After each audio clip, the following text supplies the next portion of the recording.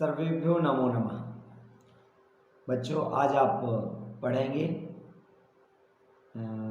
भाषा परिचय भाग 6 ग्रेड 6 चैप्टर 5 लिंग।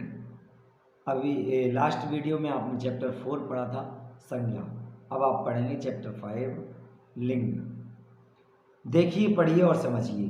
प्रमिला ने अपनी सहेली का हिंदी पत्र पढ़ा तो हंसते हंसते लोटपोट हो गई। रमेश ने प्रमिला से हंसने का कारण पूछा तो प्रमिला ने वही पत्र रमेश को पकड़ा दिया। पत्र इस प्रकार था: 3B / 576 टैगोर गार्डन, कोलकाता, दिनांक 15/10/2000 कुछ भी हो। प्रिय प्रमिला, नमस्ते। मेरा एक बहन है, कक्षा 5 में पढ़ता है, हिंदी सीखने का कोशिश करता है, बोलता है और लिखता है, लेकिन उसको लिंग का जानकारी नहीं है। तुमको नमस्ते कहता है। तुम अपनी हालचाल लिखना। तुम्हारा सहेली अर्चना। पत्र पढ़कर रमेश ने प्रमिला से कहा, तुम्हारी सहेली के पत्र में लिंग संबंधी बहुत सी गलतियां हैं। शुद्ध हिंदी लिखने के लिए लिंग का ज्ञान जरूरी है। अर्चना को लिंग का ज्ञान नहीं है, इसलिए पत्र लिखने में गलती हुई है। स्त्री अथवा पुरुष जाति का बोध कराने वाले शब्द लिंग कहलाते हैं। लिंग के 2 भेद होते हैं, पुल्लिंग और स्त्रीलिंग। पुल्लिंग जिन शब्दों से पुरुष जाति का बोध होता है उसे पुल्लिंग कहते हैं, जैसे पिता, राजा, पुरुष, बालक, कुत्ता आदि। इन शब्दों की पहचान: अकारांत बालक, लेखक, बंदर, वृक्ष, कमल, कागज, फल, नल आदि। ईकारांत योगी, धोबी, नाई, धनी, ज्ञानी, भोगी आदि। उकारांत साधु, सेतु, शत्रु, भालू आदि। धातुओं के नाम लोहा, पीतल, सोना, तांबा, एल्यूमिनियम आदि पुल्लिंग हैं। ग्रहों के नाम सूर्य, चंद्रमा, मंगल, बुध, शुक्र, शनि पुल्लिंग हैं, किंतु पृथ्वी स्त्रीलिंग है। वृक्षों व फलों के नाम आम, महुआ, पीपल, बरगद, शीशम, ताड़, बांस, अशोक, सागौन आदि पुल्लिंग हैं। पर्वतों के नाम सभी पर्वतों के नाम पुल्लिंग हैं, जैसे सतपुड़ा, विंध्याचल आदि। महीनों के नाम सभी महीनों के नाम पुल्लिंग हैं, जैसे चैत्र, वैशाख, ज्येष्ठ, आषाढ़, सावन, भादौ आदि। रत्नों के नाम हीरा, मोती, माणिक, मूंगा, नीलम आदि पुल्लिंग है, किंतु मणि स्त्रीलिंग है। देशों के नाम भारत, पाकिस्तान, चीन आदि पुल्लिंग है। द्रव्य पदार्थों के नाम दही, पानी, शरबत, घी, दूध, सिरका, तेल पुल्लिंग है। स्त्रीलिंग जिन शब्दों से स्त्री जाति का बोध होता है उसे स्त्रीलिंग कहते हैं, जैसे माता, रानी, स्त्री, बालिका, बकरी आदि।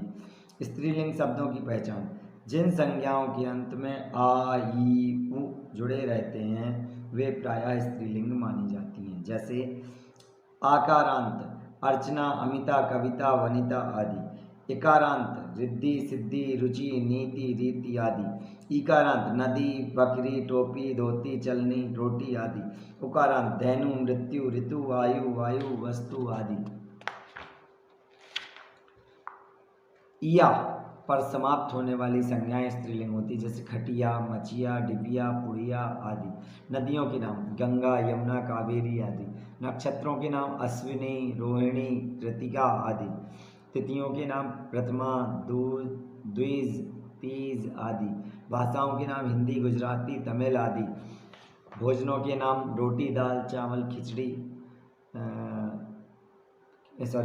खीर, सब्जी, पूड़ी आदि स्त्रीलिंग है, परंतु भात, रायता, पराठा, हलवा पुल्लिंग है।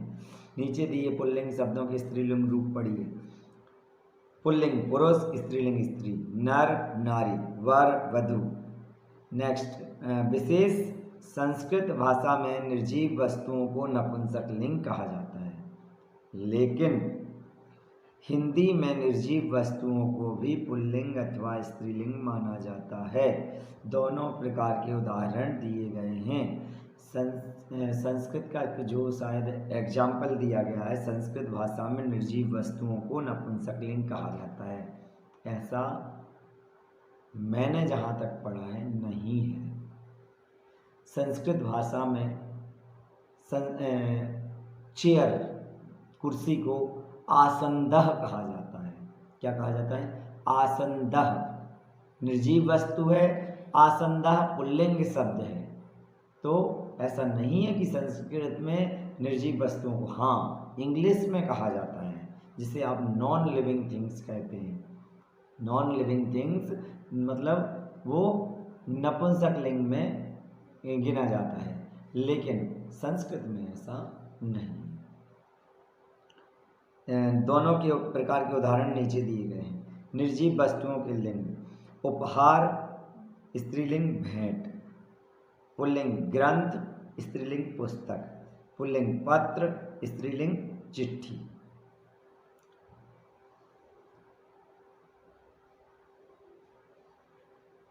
नेक्स्ट, लिंग परिवर्तन। पुल्लिंग संज्ञा में ई प्रत्यय जोड़ने से स्त्रीलिंग बनता है, जैसे लड़का लड़की, बेटा बेटी। नेक्स्ट, पुल्लिंग संज्ञा में ईया प्रत्यय जोड़ने से स्त्रीलिंग बनता है, बूढ़ा बुढ़िया, लोटा लुटिया। पुल्लिंग संज्ञा में आयन प्रत्यय जोड़कर ठाकुर ठकुराइन, दरोगा दरोगाइन।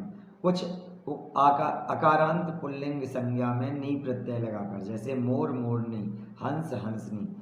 कुछ संज्ञाओं में इन प्रत्यय लगाकर, जैसे धोबी धोबिन, कहार कहारिन। कुछ पुल्लिंग शब्दों के आ को ई बनाकर, जैसे जीजा जीजी, दादा दादी। पुल्लिंग संज्ञा में आनी प्रत्यय जोड़कर, जैसे सेठ सेठानी, जेठ जेठानी। अक प्रत्यय को एका में बदलकर भी स्त्रीलिंग बनाया जाता है, जैसे गायक गायिका, सेवक सेविका। संज्ञा में आ प्रत्यय जोड़कर, जैसे अध्यक्ष अध्यक्षा, महोदय महोदया। ध्यान दीजिए, स्त्री अथवा पुरुष जाति का बोध कराने वाले शब्द लिंग कहलाते हैं। जिन शब्दों से पुरुष जाति का बोध होता है उसे पुल्लिंग कहते हैं, जिन शब्दों से स्त्री जाति का बोध होता है उसे स्त्रीलिंग कहते हैं। संस्कृत भाषा में निर्जीव वस्तुओं को नपुंसकलिंग कहा जाता है। पुल्लिंग संज्ञा में ई प्रत्यय से स्त्रीलिंग बनता है। अब आ जाएगा एक्सरसाइज पर। लिंग किसे कहते हैं, इसके कितने भेद होते हैं? Page number 29।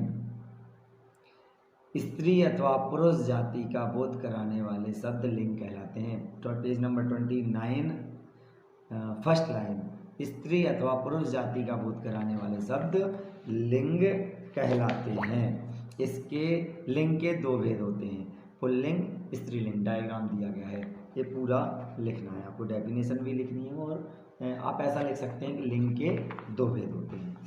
स्त्रीलिंग किसे कहते हैं, उदाहरण भी लिखिए। अब स्त्रीलिंग की डेफिनेशन पेज नंबर 29, इसी के जस्ट ऊपर देखिएगा, लास्ट से जस्ट ऊपर स्त्रीलिंग रेड हेडिंग दी गई है। जिन शब्दों से स्त्री जाति का बोध होता है उसे स्त्रीलिंग कहते हैं। उदाहरण लिखना है तो आप लिख दीजिएगा अर्चना, रिद्धि, नदी इत्यादि। पुल्लिंग किसे कहते हैं, उदाहरण भी लिखिए। स्त्रीलिंग के जस्ट ऊपर जाइएगा तो पुल्लिंग की हेडिंग मिलेगी, पुल्लिंग। जिन शब्दों से पुरुष जाति का बोध होता है उसे पुल्लिंग कहते हैं। एग्जाम्पल लिखना है, बालक, योगी, साधु, लोहा, सूर्य इत्यादि।